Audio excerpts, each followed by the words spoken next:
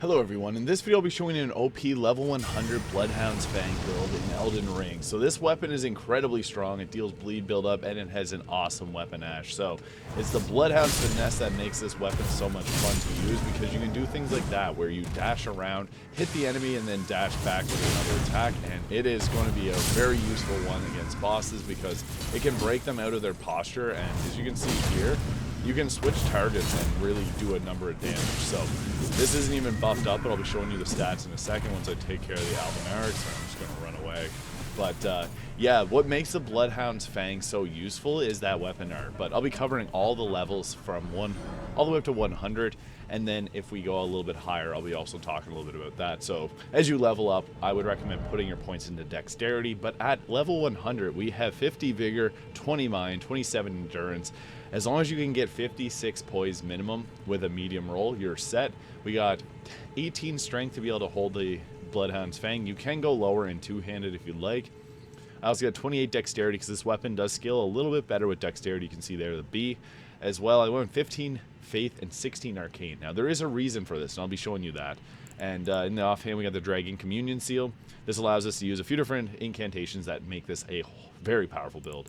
So I have the White Mask on, and also Millicent's Prosthesis, the Shard of Alexander, and the Carrion Filigree Crest, although you can swap this out for the Lord of Blood's Exaltation, as it's going to give you a boost to your damage when blood loss happens in the vicinity, which also happens with the White Mask.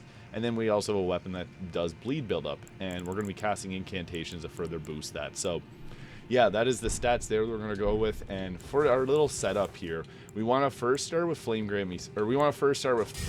Blade there, and then Flame Grammy Strength to boost our damage with both fire and regular attacks. And then we want to trigger Bleed. You also can start with Rot Breath if there's a target that's weak to Scarlet Rot.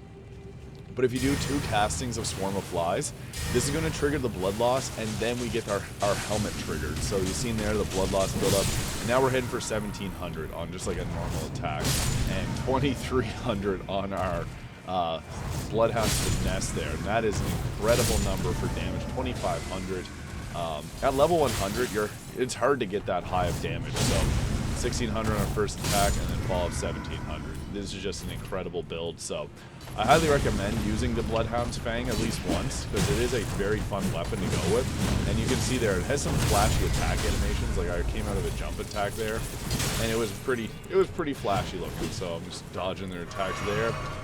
But you typically want to go with the Bloodhound's Finesse there, and then follow with the R2 attack, and then you can also go with a heavy attack. The heavies do a pretty good amount of damage, but another strategy here is to actually go with the rolling attacks, because they do a good number of damage from a distance as well. So you can see here, boom, and it didn't take note, but you get the idea. Like, this is a very versatile weapon, but really it all comes down to using the Bloodhound's Finesse a lot. And I also use the can't attack there. I also use the Raptor's Black Talons to get jump attacks to have a bit more damage, because the curved swords typically have a pretty solid jump attack, which is nice, and you can do a ton of posture damage with this. So I also have the Wondrous Flask here with the Fire Shrouding Crack tier, which is going to increase our fire damage.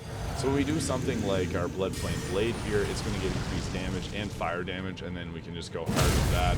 And it does a bunch of posture damage, so you can see there, we're just knocking them around like no one's business. These are weak enemies, but yeah, this combination is quite deadly. So there it is. At level 100, that's what you want to go with for stats. And then for your spells, you're going with your Flame Grammy Strength, Bloodflame Blade, Swarm of Flies, and Rotten Breath. If you found this video useful, please hit the subscribe button below. Thank you so much for watching, and I'll see you all in the next video.